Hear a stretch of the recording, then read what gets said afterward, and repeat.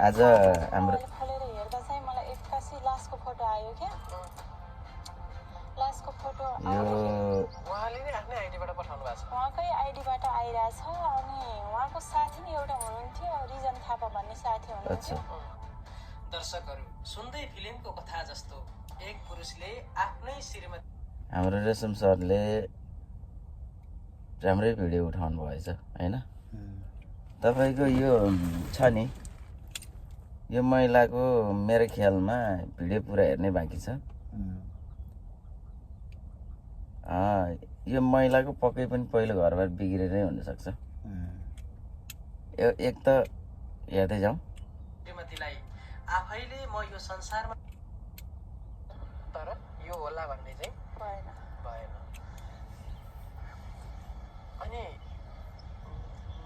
अहिले तपाईँको पहिलापट्टिको छोराछोरी चाहिँ कहाँ हुनुहुन्छ है छ त राख्नु भएको छ कि छैनन् तिनी त उतै पहिलाकैतिरै हो पहिलाकोतिरै छन् अनि यतापट्टि चाहिँ के रहेछ तपाईँलाई भन्दै गर्दाखेरि विवाहित अथवा एक त यस्तो हो कि अब यो विवाहित पनि आइछ महिला होइन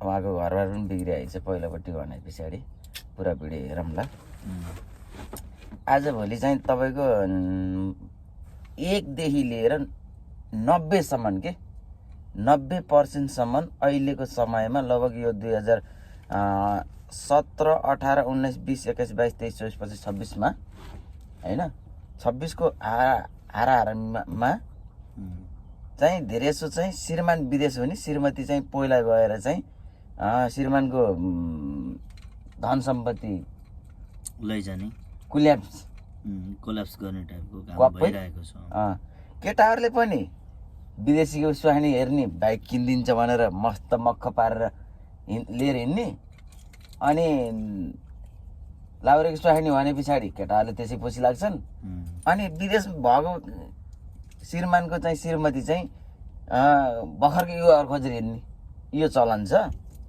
अनि कुन केटी सिधा छ कुन केटी के छ भनेर विदेश हुने चाहिँ अर्काका सुहानी टार्गेट पार्ने फसाउने यो चाल खेल्छ किनकि मान्छेहरूमा चाहिँ अहिलेको यो डिभोर्स गर्ने समय चाहिँ 90% हेर गाउँमै पनि सुनिन्छ नि हाम्रो एउटा कुरो घर हाम्रो के सोचिन्छ नि हाम्रो घर हामी दह्रोसम्म पनि श्रीमतीलाई पनि दह्रो गराउन चाहन्छौँ कि तपाईँको श्रीमान छ भने है अब तपाईँको घर नजिकै होला बुटलतिर दायाँमा याद गर्नु जब त्यो महिलाले डिभोर्स गरेर एक्लो बस्छु म एक्लो हुन्छु भन्छ नि त्यो कसैको पनि सहारा नपाइकन कसैको त्यो साथ नपाइकन तपाईँको त्यो महिला छ नि डिभोर्स गर्नको लागि श्रीमानदेखि टाढा हुनको लागि कदापि पैसाको लागि सक्दैन के एउटा कुरो भिडै गरेर लतारेरै ल्याएको श्रीमती किन नहोस् 10 वर्ष 18 वर्ष भएको बिहा गरेको मान्छे छन् नि हैन त्यो श्रीमानसँग माया प्रेम नभएको बालो चाहिँ कसरी भयो त नि अहिले आएर कसैको साथ नपाइकन कसैको माया नपाइकन त्यो श्रीमतीले डिभोर्स गर्न सक्छ कसैको सहारा नपाइकन महिला एक्लो बस्न सक्नु भनेको त पागल पनि एक्लो हिँडेको पागललाई बरु त कसैले टच गर्दैन के दाबी गर्दैन के कुनै ठाउँमा पनि तपाईँको डिभोर्स गरेर हिँडेको भन्नुहोस् हाट बजारतिर जानुहोस् आहा फल्लाको सुहानी त कस्तो राम्रो त्यो श्रीमानसँग हुँदाको र नहुँदाको उसको लवाई खवाई छ नि अलग्गै छ के परिवर्तन हुन्छ अनि त्यो मान्छेलाई अरूले यो टर्चर नगरे अरूको बाध्यता र अरूको देखावटी रूपमा घृणा नगरे कसले गर्छ अनि त्यो राम्रै लाइनमा कसैको सहारा नपाइकन आफ्नो श्रीमानलाई डिभोर्स दिन्छ यार 1 नम्बर भनेको डिभोर्स गरेर बसेर अर्कोसँग बिहे गर्नु भनेको आफू नाङ्गो भएर पागल भएर रोडा हिँड्नु हो तर त्यो महिलालाई छ नि तेरो त मसँग डिभोर्स गरेर के गर्छिस् तेरो लाइफ के छ भनेर तपाईँको अहिले डिभोर्स गर्ने अदालत छ नि हैन हैन अदालतले पनि सोध्दैन के तेरो के छ डिभोर्स गरेर यो पैसा लिएर के गर्न सक्छस् भनेर सोध्दैन के अहिले कस्तो छ भने मान्छेले पैसाको पछि मात्रै दौडिरहेको पैसै हो के बेला यति बेला चाहे आफ्नो घर परिवार फ्यामिली इष्टमित्र सबैमा पैसाको लगाई खवाई अलिकति पैसाले गर्दा नै बिग्रिरहेको छ। त्यस कारणले गर्दाखेरि मान्छेहरू कुन मैले चाहिँ इज्जत गुमाउनु परिरहेछ भने इज्जततिर ध्यान दिएको छैन क्या अहिले सिर्फ पैसा जे छ पैसामै कटिरहेको छ भनेर त्यही सोचिरहेछन् अहिले। अनि त्यस कारणले गर्दाखेरि अलिकति फरक हुँदै गयो। अब मैले देखेकै है होइन। अरे यार म परदेश बसेर मेरो घाँटीमा एउटा सुनको सिक्री कानमा एउटा टप हाल्न सकेँ छैन यार। बुढोसँग डिभोर्स गरेर तपाईँको चेन लाए यार घडी बराबरको। त्यो पनि कसरी भन्नु न फेरि घडी बराबरको त्यो पनि कसरी भन्नु न फेरि। कहिलेको दार्जिलिङ गयो कहिलेको पोखरा गयो कहिलेको मुक्तिनाथ पुगेछ बाहिरी मान्छेहरूसँग गलत धन्दामा। समस्या भनेको धेरैको छ होइन। हरेक समस्याहरू छन्। घर फ्यामिली बुझ्दैनन्। फ्यामिलीले बुझ्दैन समस्या त्यो हो नि त। तर किनकि लाइफमा छ नि हामीले जे लाइफ पाइला कदम चाल्यो भने त्यो अनुसारले घर फ्यामिली चाल्यो भने नि घर राम्रो हुन्छ क्या। पहिला के थियो बाबुबाजेको पाला होइन डाँडा पाखामा 6 भाइ छोरा 6 भाइ छोरी हुन्थे हो। तर पनि बाबुआमाले कमाएर खुवाएकै थिए। अहिले चिथारी 2टा बालबच्चा पाल्न गाह्रो हो कि नै। एकदम हामीलाई कसरी हुर्कायो भन्ने कुरो बाआमालाई थाहा कि मेरो दाइले चाहिँ म आफै ठुलो भएको म आफै हुर्केको भन्ने हो।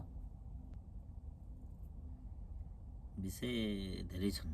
तर लाइफमा चाहिँ यो महिलाहरू चाहिँ 1 नम्बर बिग्रेको कारणै अर्काको गलत बाटोमा गलत कुरामा बाटो पछि लाएर होइन सिधा बाटो मेरो यो है अब जे भयो म गरेर खान्छु म मेहनत गर्छु मेरो लाइफ बिग्रियो। अब डिभोर्स दिएको बुढोले त छाती पिटो राख्ने भयो नि। म त के भन्छु नि अझै पनि गर हो डिभोर्स गर हो बिहा गर हो हिँडो। अहिले यो लाइनमा अर्कोसँग हुन्छु खुसी उसले दियो धन सम्पत्ति ऊ त राम्रो रहेछ। अरे यार जिन्दगी बिताउने यार 2-4 वर्ष हो र यार रात बिताएर हिँड्ने र 2-4 वर्ष बस्नु हो र यार।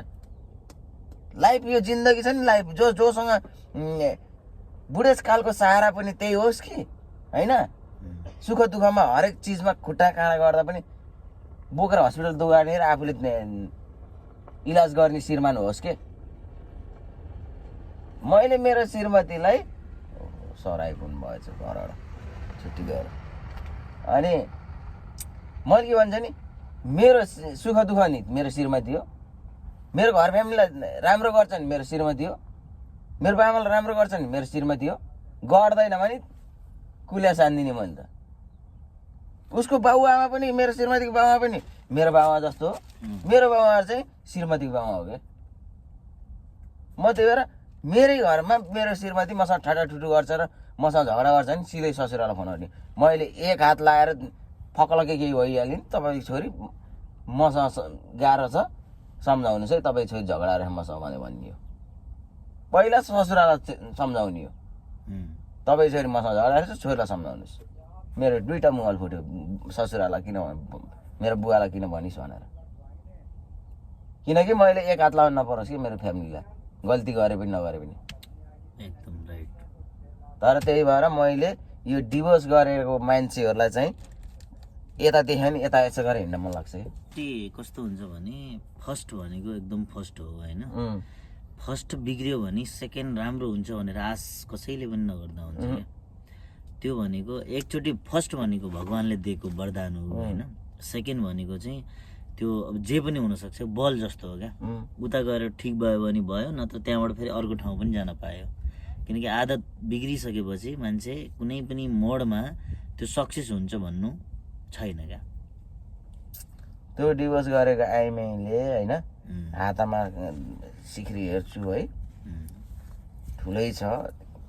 अब ऊ बेलामा लग्यो भन्दा 6 वर्ष अगाडि अब डुप्लिकेट हो भन्ने कुरो डुप्लिकेट जमाना थिएन कि होइन। अनि हातमा सिक्री ठुलै छ है घाँटीमा त्यस्तै छ। केटी पनि अब आइमाई पनि लगभग 35-40 को हाराहारीको छ। अनि त्यहाँबाट बस्ने होइन भने कि मलाई होइन।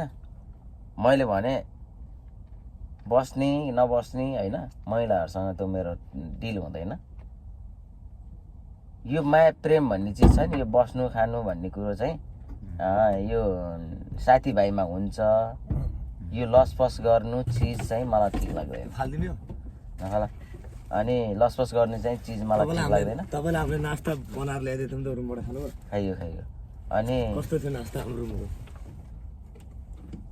एकदम राम्रो बनाएको, एकदम होटल खोलै रुक यहाँ म कुरा गर्दैछु।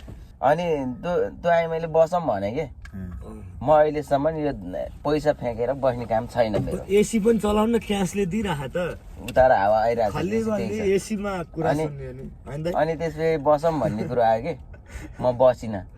तर म उनीहरूको हेरेँ कि म प्रति उनीहरू त होला नि धन रकमको कुरो, मलाई त्यो भएन। म बाहिर के कामले गएको थिएँ त्यो होटलमा नास्ता पिस्तामा, अनि त्यस्तो थाहा पाएँ। अनि मलाई मन परेन है, म निक्लेँ। त्यसको केही समय पछाडि रातमा गएर होइन छापा मारियो कि जुन त्यो सिकाएको जुन त्यो लाइनमा भिजाएको मान्छे छ नि उसलाई अहिले एचआइभी छ कि बुझ्यो नि। त्यही भएर मैले चाहिँ के भन्छु नि, महिलाहरूलाई जे जस्तै भए पनि आफ्नो श्रीमान र आफ्नो घर फ्यामिली राम्रो छ, बाहिर गलत धन्दा गरेर हिँड्ने मान्छे चाहिँ हेर अर्काको जिन्दगी बर्बाद नगर।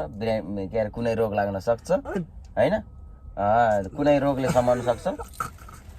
त्यही भएर मैले उनीहरूलाई भन्छु कि कसैलाई कोही कसैको पनि छोरीचेली बिग्रेको छ भने गलत धन्दामा चाहिँ नलाओ।